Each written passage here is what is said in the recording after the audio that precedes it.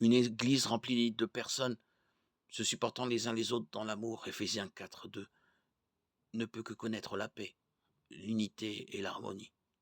La personne vraiment humble voit ses propres défauts à la lumière des perfections de Christ. Elle ne cherche pas à voir les défauts des autres. Mais quand elle le fait, elle dit la vérité dans l'amour et désire leur sanctification afin qu'ils soient édifiés à l'image de Christ. Il voit son propre cœur et la corruption qui s'y cache, ainsi que les motivations impures et les mauvaises ambitions. Mais il ne cherche pas à remarquer les erreurs, les défauts et les folies des autres.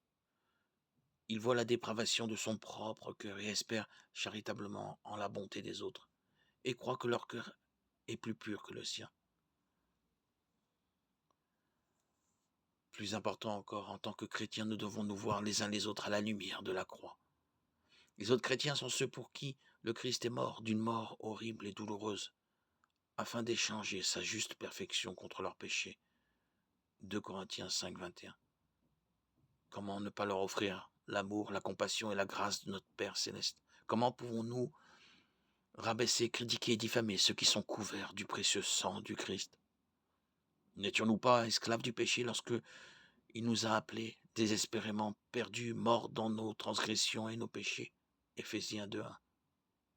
Mais nous sommes maintenant esclaves du Christ, esclaves de la justice, et en tant qu'esclaves du Maître, la tâche qui nous incombe n'est pas de nous disputer, d'exiger que nos besoins soient satisfaits, mais de refléter sa grâce et son amour à ceux qui sont aussi à lui par sa miséricorde.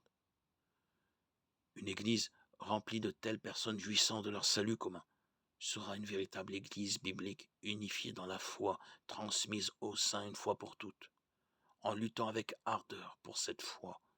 Jude 1:3.